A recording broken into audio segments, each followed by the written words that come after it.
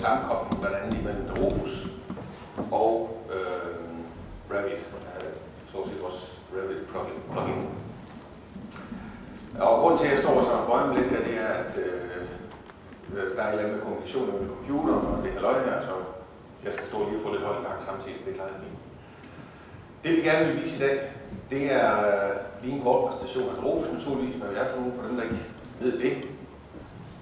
Og så går vi egentlig ganske kort over en real-time demo i dRofus og hvordan det fungerer, hvad man gør der. Vi går i Revit plugin og ser, hvad man kan gøre der, hvordan man kan lave en kvalitetssikring af data, blandt andet. Og så ganske kort omkring vores modelserver. Oprindeligt så lå dRofus som et selskab inde i Nosygo. Og i og med at Nosygo egentlig er en rådgivningsvirksomhed, konsulentvirksomhed, så valgte man i den første 12 at skille dRofus-selskabet ud som et egentligt software-selskab. Så det ligger som et helt selvstændigt selskab, og jo egentlig agerer på den måde. Og det vil sige, at der egentlig ikke er decideret konsulentvirksomhed derfra, men der er selvfølgelig teknisk support til selve programmet. Og det vil sige, at den tekniske support ligger i, hvordan man gør med hensyn til indstillinger, og hvordan man får samspil til at købe med Revit osv. dRofus som program har været på markedet siden 96. Til at starte med gik man egentlig oprindeligt efter hospitalsprojekter, store hospitalsprojekter, og gjorde det ganske glimrende der. Sidenhen så har der vist sig behov for, at man egentlig kan dele det her ud på alle mulige andre typer af større bygningsprojekter også. Og det er egentlig fra 2001, at det er sket, at man kører på større projekter. Andre typer af hospitalsprojekter, kan man sige det. Her kan nævnes blandt andet nogle lufthavne, som hver en hel finger har man kørt den rundt. dRofus er i anvendelse i hele Skandinavien. Her i Holland, Italien, England, USA, Australien. Og det vil sige, at det er egentlig sådan et verdensomspændende program.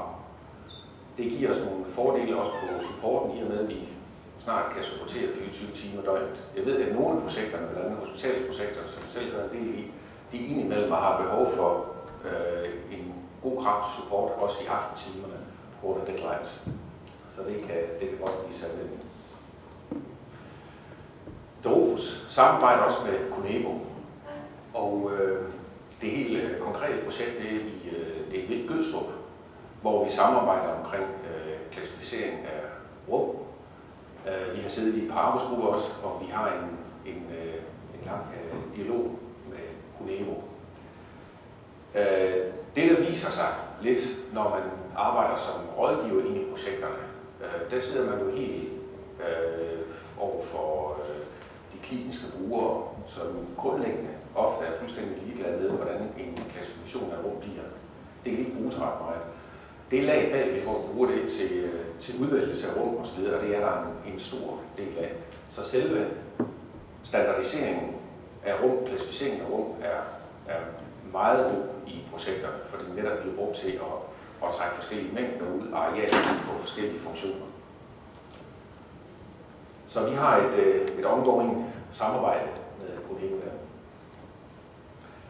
dRofus, det er jo grundlæggende en database, som indeholder en masse informationer omkring funktioner i rum. Og det er egentlig det er bygget op omkring, det er funktioner i rum. Så det vi har inde i databasen, det er helt ude til slutbrugerne, de funktioner, der egentlig skal stilles til rådighed, og som så senere hen skal laves om til en byggeri. Vi håndterer udstyr, og det er et stort emne her i Danmark, specielt fordi der er så meget, når jeg tænker på hospitalerne, at der er så meget udstyr, der skal genanvendes.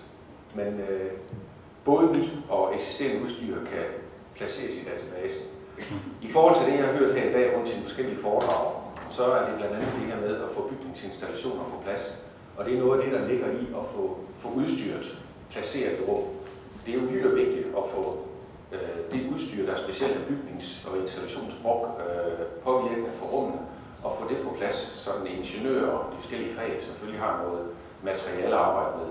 I sidste ende betyder det, at når jeg nu kommer med min det kan være en vaskemaskine eller et eller andet, som kræver nogle installationer, så er det jo vigtigt, når jeg stiller den ud i rum, at der rent faktisk både er el og vand og sæbe og så videre, hvad der nu skal være installationer til den. Så det er en vigtig ting. Godt. Den her model, som lige i første omgang ser lidt uoverskuelig ud, det er den model, som dRofus er bygget op omkring. Der er en programmeringssøjle, som ligger i dRofus, og så er der en design engineering søjle, som er de tilstødte programmer, såsom Revit og forskellige ingeniørmæssige programmer. Og det vi egentlig gerne vil, det er, at der sker den her iterative proces ned igennem projektet i erkendelse af, at de her store projekter, de bevæger sig over mange år, og ikke mindst de bevæger sig internt i projekterne igennem de her år. Man bliver klogere, og den der klogskab skal selvfølgelig indarbejdes, så man hele tiden holder styr på, ikke mindst det bygherren bestiller, det er også rent faktisk det, der bliver leveret. Så man i sidste ende ender op med, at man har et program, der svarer til det, der er designet, og der i øvrigt svarer til det, der bliver overleveret til entreprenøren, som entreprenøren skal bygge. Så det holder tråd på det her. Alle de informationer, der er til rådighed i et projekt.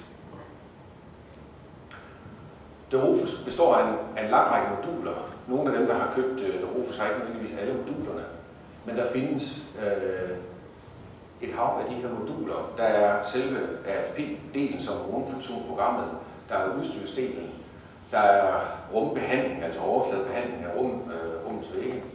Der er alt omkring udstyr, forskellige udstyrskalkyler, nyt eksisterende udstyr. Der er et funktionsprogram, som i princippet kan holde styr på de delfunktioner og funktionsbeskrivelser, der ligger for det samlede projekt. Det kan man altså også se inde i dRofus.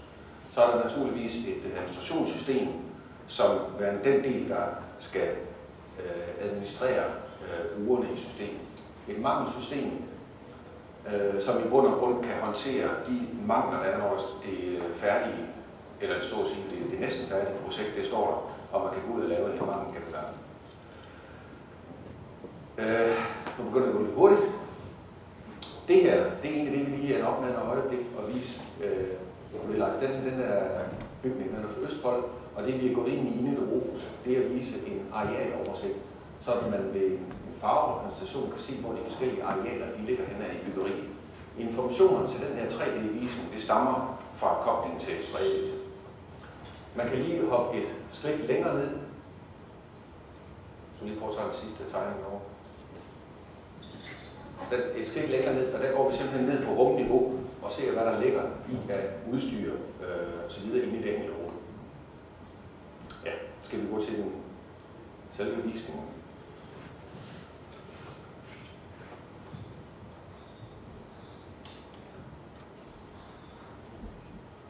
Her er vi inde i selve dRofus, da vi har åbnet et projekt. Og det, som Osman han sidder og gør her, det er for en flot fejlmeddelelse at navigere rundt i rummene. Her, der hopper man ind i et egentligt rum. Det har fået et navn. Rummet har en kode, som udmærket godt kunne have været CSS-kode, den ville have stået her. Og det så går ud på, det er rent funktionsmæssigt at få opdelt inden vi får forskellige faner alle de funktioner og de krav, der ligger til rummet. Så det er samlet et sted. Funktionerne kommer fra brugerne typisk. Kravene, det kan være nogen, der affødte funktionerne. Kravene, det kan være, hvis der skal være så og så mange personer inde i det her rum, og de skal øve sidde med deres computer der, så er det noget med, at det giver meget varme. Og det giver så en besked til ingeniørerne, at de skal sørge for, at alt det her varme bliver skiftet ud. Inde i hver rum, der vil der ligge en række udstyr. Og det her, det er udstyrslisten, som Osman havde gået ind i. Og alt det her udstyr bliver egentlig plukket ind i forskellige rytmer. Til sidst, det ender man op med, at man har en komplet udstyrsdatabase for hvert rum, der kan trækkes ud på forskellige vis. Der kan laves mængdeudtræk, der kan laves installationsudtræk osv. osv. Udstyret her, det er koblet til rummet, så man samtidig kan se, hvad er der af installationskrav til det her rum. Så alt det her, det er altså samlet i en og samme database.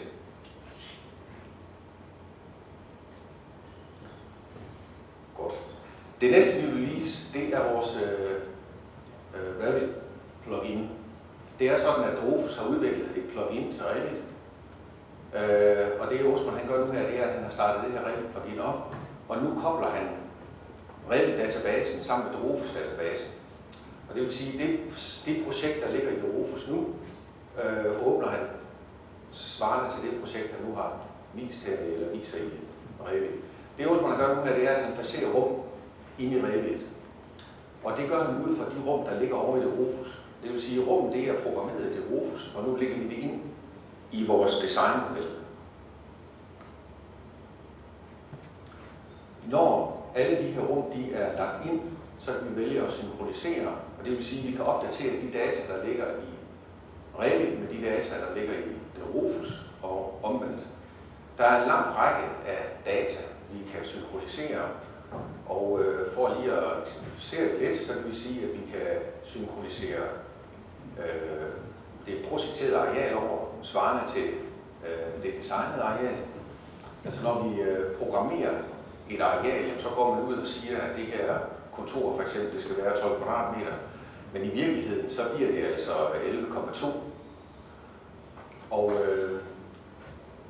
så kan vi så se over i dRofus de her to søjler af data, af arealdata, at de svarer overens. Jeg tror, vi skal spille det op. Det er så lang tid igen. Vi kan lige ganske kort vise her, ligesom vi kan gøre det på arealer og rum, så kan vi gøre det med udstyr. Det vil sige, de familier, der er tegnet i Revit, det er det, Osman han placerer nu her. Det kan placeres ud i de forskellige rum, og samtidig så har vi udstyrslisten over for dRofus, hvor vi kan koble det sammen med. Det bliver løbet tør tid. Jeg tror, vi hopper videre med det her.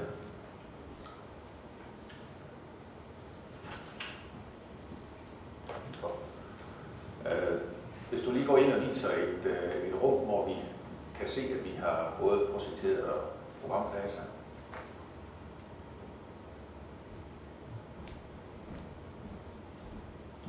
Den her søjle, det har vi programmeret data, og som jeg sagde før, her er et modtagelsesafsnit, det er på 20 kvadratmeter, og det er altså i virkeligheden blevet tegnet til 35 kvadratmeter. Det her det er noget, der giver anledning til bekymring i hvert projekt, fordi her der overholder vi ikke arealrammerne. Og det vil sige, at det, der er blevet designet, det svarer ikke til overens med det areal, der er blevet programmeret. Det giver typisk ballade det her. Man går selvfølgelig ind i projekterne og bliver enige om, hvor stor afvigelsen den må være. Men her der bliver det ganske synligt, og udover at vi kan lave det på det her niveau, så kan vi selvfølgelig også lave det på sådan en oversigtsarealniveau. Nu viser Osman lige, hvordan de trækker informationerne over via vores modelserver. Nu laver vi simpelthen via Revit informationerne en 3D-visning her i bunden. Der ligger en viewer i dRofus, som viser det her. Og der får vi en mængde af forskellige muligheder for at visualisere de informationer, vi har i databasen. Vi kan vise forskellige afsnit. Det her, det vil sige, at herinde, det her afsnit, der ligger her, det ligger altså nede i selve byggeriet. Det ligger i det her, der er lavet rødt. På den måde kan alle afsnit deles op. Jeg kan vælge nogle rum ud. Hvis jeg ikke lige vil have afsnitsvis, så kan jeg vælge 2 eller 3 eller 4 rum ud, hvor de ligger. For eksempel kunne det være interessant at se, hvor alle toiletterne de ligger. Det kunne være interessant, kan vi nå at lave den her med UPS-supplying, eller kan vi nå at lave den med UPS, hvor vi viser det. Men jeg kan lige sige det i mellemtiden. Man kan vælge ud for de teknisk interesserede, vi har 2 minutter nu. Der kan man vise, hvor alle forskellige eludtag, specialudtag, det vi kalder UPS-udtag, hvor de ligger i byggeri. Og hvis man vælger det via de informationer, der naturligvis ligger i databasen, så kan man altså få peget ud, om der ligger noget UPS-supply rum hernede, og så samtidig ligger nogle sporadisk heroppe i byggeriet. Sådan her, alle de rum, der har en UPS-supply, de ligger sådan her i byggeriet. Og det kan så have noget at gøre med, hvordan man teknisk skal placere sine kabler, om det nu kunne være tilrådeligt at flytte nogle af de her rum et andet sted ind i byggeriet, for at kabler bliver for langt osv.